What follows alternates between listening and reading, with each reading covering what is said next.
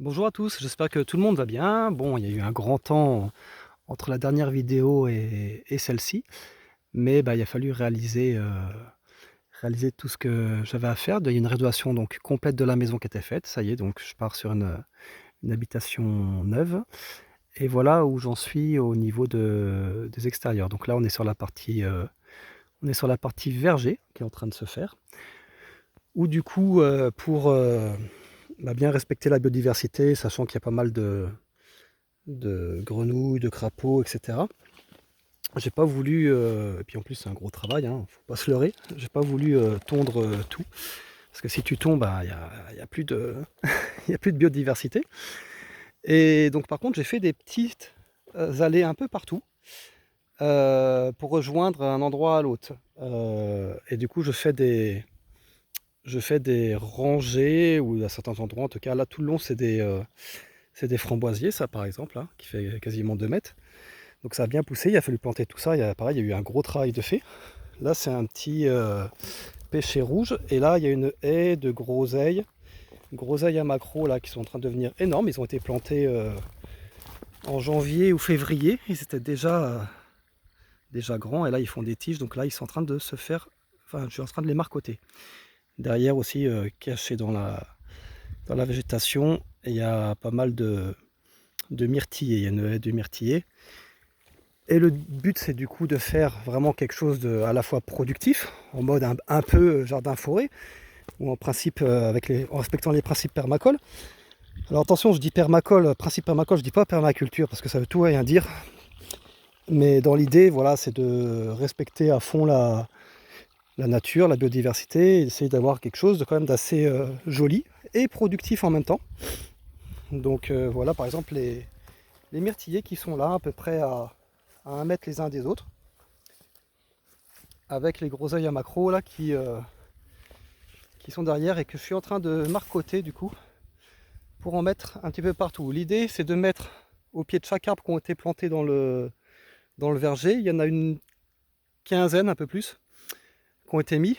Tiens, on va les voir, ce sera plus parlant. Au pied de chaque arbre fruitier, donc ça c'est un châtaignier, je suis en train de mettre justement aussi des petits fruits ou d'autres choses. Là donc il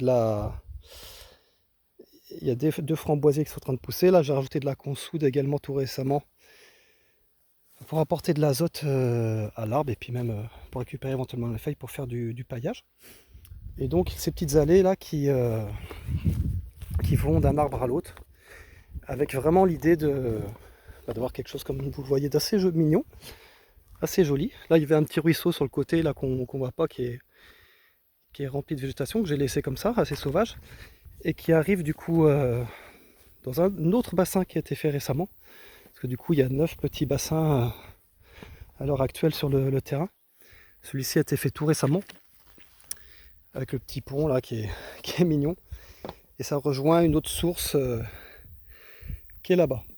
Et donc voilà, là c'est un cerisier, pareil, tout qui a été planté en janvier, celui-là. Donc l'idée c'est vraiment au pied de chaque arbre, donc laisser un espace déjà accessible, parce que si je laisse venir les ronces ou autres, ce sera plus accessible et je pourrai plus vérifier l'état de mes plantes ou récolter. Et là donc on est sur du framboisier ici. Donc pareil, en petits fruits, il y a framboisier, myrtiller, groseille à macro, cassis, et tout ce qui peut pousser dans le secteur. Donc là il y a le prunier, pareil, enfin le prunier, il y en a 3 pruniers. Là il y a 2 plaques miniers qui s'enchaînent, je ne sais pas si on voit, avec 2 bassins qui sont là. Donc ceux-là sont complètement pour la biodiversité en fait.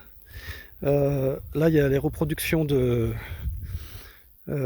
crapauds, de grenouilles, surtout des grenouilles rousses ici en fait. Et l'idée c'est de les laisser sauvages. D'ailleurs le petit chemin que j'ai fait, je ne l'ai pas fait passer juste à côté pour vraiment laisser cet espace là tranquille, et qu'ils puissent se reproduire comme ils veulent et puis vivre comme ils veulent.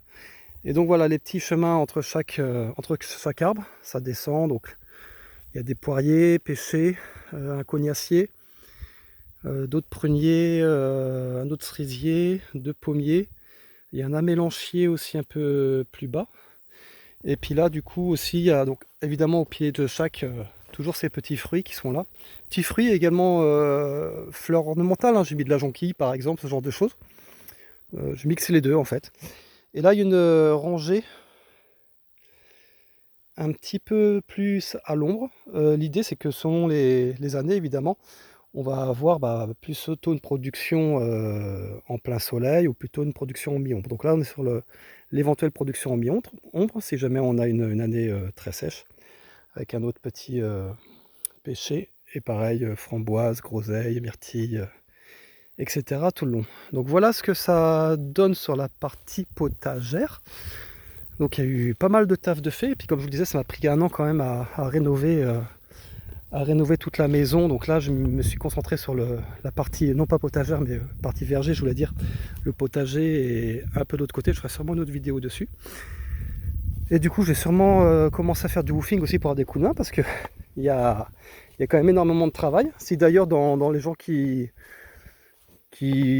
jamais vous voulez des informations sur comment je procède, les erreurs que j'ai faites, parce qu'évidemment on apprend toujours par essai et erreur, hein, de toute façon, et c'est comme ça qu'on progresse, n'hésitez pas à poser des questions. S'il y en a qui veulent venir participer en mode woofing, n'hésitez pas, j'ai commencé du coup à pouvoir le faire. Voilà, je vous ferai une autre vidéo sur le potager qui est plutôt sympa aussi. À bientôt!